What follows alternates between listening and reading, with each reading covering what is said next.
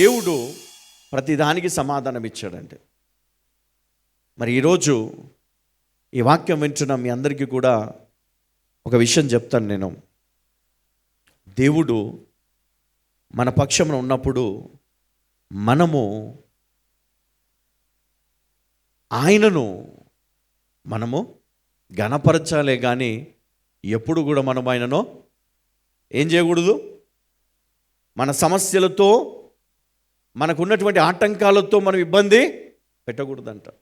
ఒక దైవజనుడు పెట్టాడు దేవుడు, మీరేం చేయాలి, మీ సమస్యలను తీసుకొని వెళ్ళి ఆ దైవజనుని దగ్గర ఆ సమస్యల కొరకు ప్రార్థన చెయ్యమని వేడుకోవాలి కదా. మీరేం చేయాలి, విశ్వాసముతో మీరును ఏకీభవించి మీరు కూడా ప్రార్థనలో చేస్తూ ఉండాలి, దేవునికి తెలియజేస్తూ ఉండాలి. అప్పుడు దేవుడు మీ పరిస్థితులను దేవుడు ఏం చేయగలడు, మీకు కృపనిచ్చి కొంతకాలము ఆ సమస్యలను మీరు మరి భరించే శక్తిని, ఆ ఓర్పును దేవుడు మీకు ఇచ్చి తర్వాత మీకు ఆ జ్ఞానమునిచ్చి దేవుడు అందులో నుంచి బయటికి తీసుకొని వస్తాడు. హల్లెలూయా, హల్లెలూయా, హల్లెలూయా. చాలాసార్లు మనము అపార్థం చేసుకుంటాం ఎవరిని, దేవుని వాక్యాన్ని. మరి దేవుని వాక్యం ఇట్లా ఉంది కదా, మరి ఎందుకు నాకు ఇట్లా అయింది, దేవుడు వాగ్దానం ఇచ్చాడు కదా నాకు ఈ సంవత్సరం, మరి వాగ్దానం ప్రకారం కాకుండా ఇంకోటి జరుగుతుంది ఎందుకు? ఎందుకంటే నీ ప్రవర్తన మారింది కాబట్టి, నీ నడత మారింది కాబట్టి, నీ చూపు మారింది, నీ జీవితం మారింది, నీ ఆలోచన మారింది, దేవుని నుండి తొలగిపోయినావు, వాక్యం నుండి తొలగిపోయినావు, ప్రార్థన లేదు. ఇందుకే నీకు కష్టాలన్నీ కట్టగట్టుకొని వస్తావు నీ లైఫ్లోకి. హల్లెలూయా. మనం ఏమనుకుంటాం, మన వాగ్దానం ఫలించట్లేదేంటి, నాకు ఇవ్వబడిన వాగ్దానం నెరవేరలేదేంటి, నాకు ఇవ్వబడినటువంటి మరి ఆ యొక్క ప్రవచనము ఏమైంది అని మనము బాధపడుతూ ఉంటాం.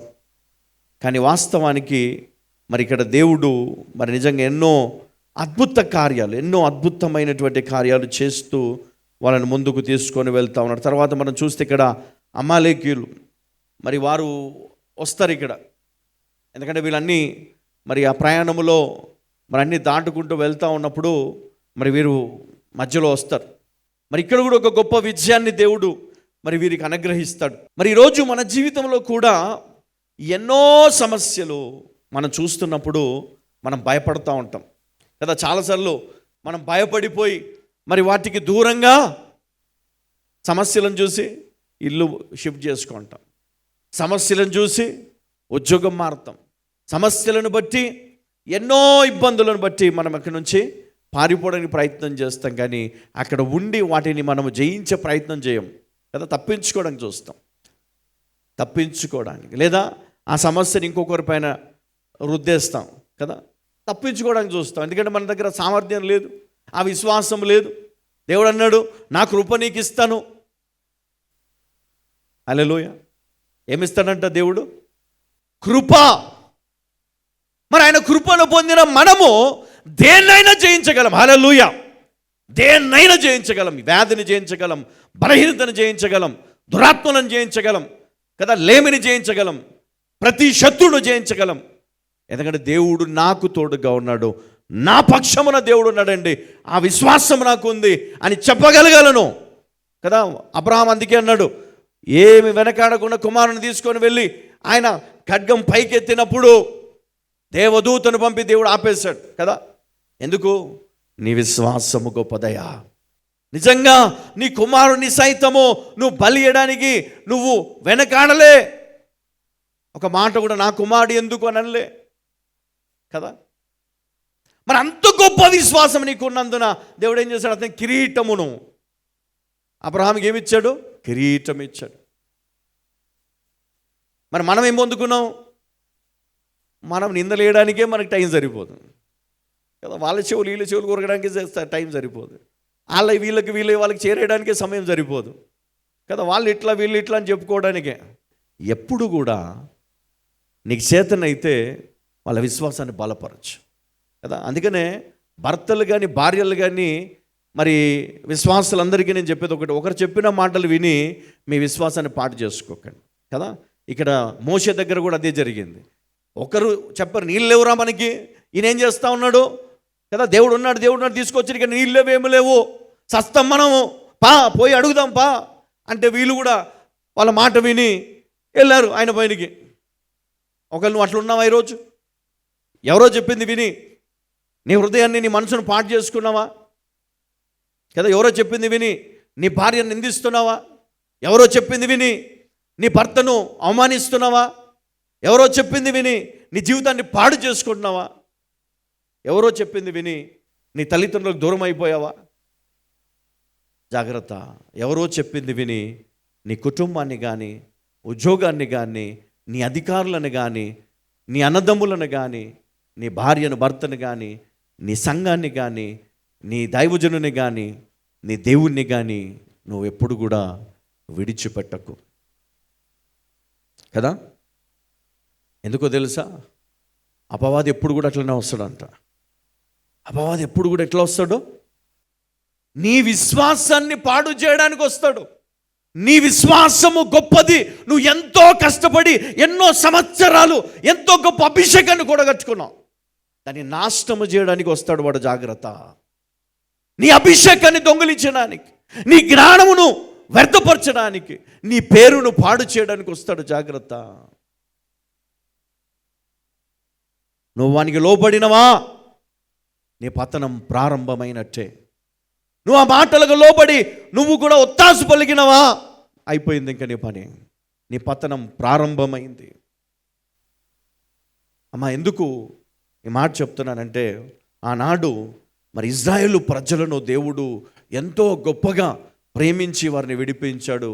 వారిని ఎంతగా ప్రేమించాడు అంటే, ఎన్ని ఆపదలు వచ్చినా ఎంత గొప్ప కార్యాలు చేశాడు దేవుడు. తెగుళ్ళు పంపి, అక్కడ తొలిచూలు బిడ్డను చంపి కదా, వీళ్ళ కోసం దేవుడు ఎన్ని చేశాడు. ఐగుప్తు ఆ యొక్క ప్రజలు భయపడిపోయారు. మరణదూత తాండవించింది అక్కడంతా కూడా. ప్రతి ఇంటికి వెళ్ళింది. ఏ గుమ్మానికైతే ఆ గొర్రెపిల్ల రక్తము లేదో ఆ ఇంటిలో ప్రవేశించి ఆ ఇంటిలో ఉన్నటువంటి తొలిచూలు మగ పిల్లను అది సంహరించింది. మరి ఎంత గొప్ప కార్యాలు నీ కోసం చేసినప్పుడు నువ్వు ఎవరో చెప్పిన మాట విని నువ్వు దేవునికి ఎలా దూరం అవుతావు? నువ్వు దేవుడు వారికి చేసింది నీకు చేయడా? దేవుడు ఐగుప్తులకు చేసింది నీకు చెయ్యడా? చేస్తాడు. కానీ నీ పైన ప్రేమ, నీ పైన ఆయన కనికరం చూపుతా ఉన్నాడు, నీ పైన కృప ఆయన చూపుతా ఉన్నాడు. కాబట్టి నువ్వేం చేయాలి? నీ తప్పు నువ్వు గ్రహించి క్షమించమని దేవుణ్ణి వేడుకోవాలి. అప్పుడు ఆ కాడి తీసి పారవేసి దేవుడు నిన్ను అభిషేకిస్తాడు. హల్లెలూయ. మనం కోల్పోయిన అభిషేకము, కోల్పోయిన సామర్థ్యము, కోల్పోయిన జ్ఞానమును తిరిగి మనము రిస్టోర్ చేసుకుంటున్నాం ఈరోజు మన జీవితంలోనికి. హల్లెలూయ, హల్లెలూయ, హల్లెలూయ. క్రియలు లేని విశ్వాసము మృతము. ఎంత గొప్ప విశ్వాసం ఉన్నా అది ఎందుకు పనికిరాదంట.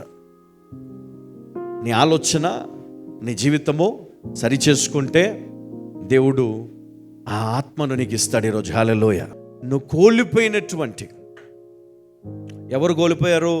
ఈ ఇజ్రాయేలు ప్రజలు కోల్పోయినటువంటి విశ్వాసాన్ని తిరిగి పొందుటకు. అంటే విశ్వాసం ఉంది కానీ అది పనికిరాని విశ్వాసం.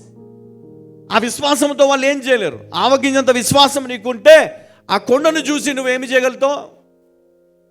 నువ్వు ఆజ్ఞాపించాలన్నాడు. కొండకి నువ్వు ఆజ్ఞాపించేమని, నువ్వు ఇక్కడ నుంచి ఎత్తబడి ఆ సముద్రంలో పడమంటే అది నీకు లోపడుతుంది, నీ మాట వింటుంది అని పరిశుద్ధ గ్రంథము ద్వారా దేవుడు మాట్లాడుతూ ఉన్నాడు. కానీ ఆ విశ్వాసం మనకుందా? ఫస్ట్ క్వశ్చన్ వస్తుంది మనకి, నిజంగానే ఆ కొండ వెళ్ళి సముద్రంలో పడుతుందా? నిజంగానే నా భర్త మారుతాడా? తాగుడు మానేస్తాడా? ఉద్యోగం వస్తుందా? నా అప్పులు పోతాయా? నా అత్త మారుతుందా? నా కోడలు బుద్ధి మారుతుందా? కదా, ఇవన్నీ మనకు అనిపిస్తాయి. సాధ్యమా అని క్వశ్చన్ మార్క్ వస్తుంది.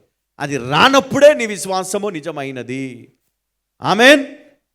ఆ డౌట్ నీకు రావద్దు కదా, ఆ డౌట్ నీకు రావద్దు. పలకలను అంతే. అబ్రహాం విశ్వాసం ఎందుకు గొప్పదైంది? ఒక్క మాట కూడా ఆయన మాట్లాడలేదంట. ఎందుకు ప్రభువా అని అనలేదు. కానీ మోషే అడిగాడు, ఎందుకు నాకే ఈ సమస్యలు?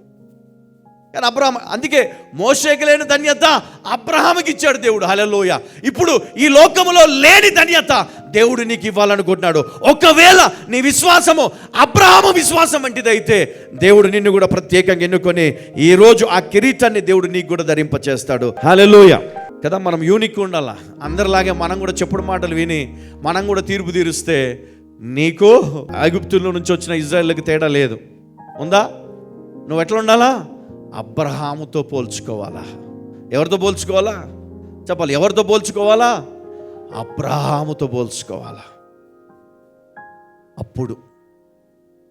అప్పుడు నీ జీవితం మారుతుంది. హల్లెలూయా, హల్లెలూయా.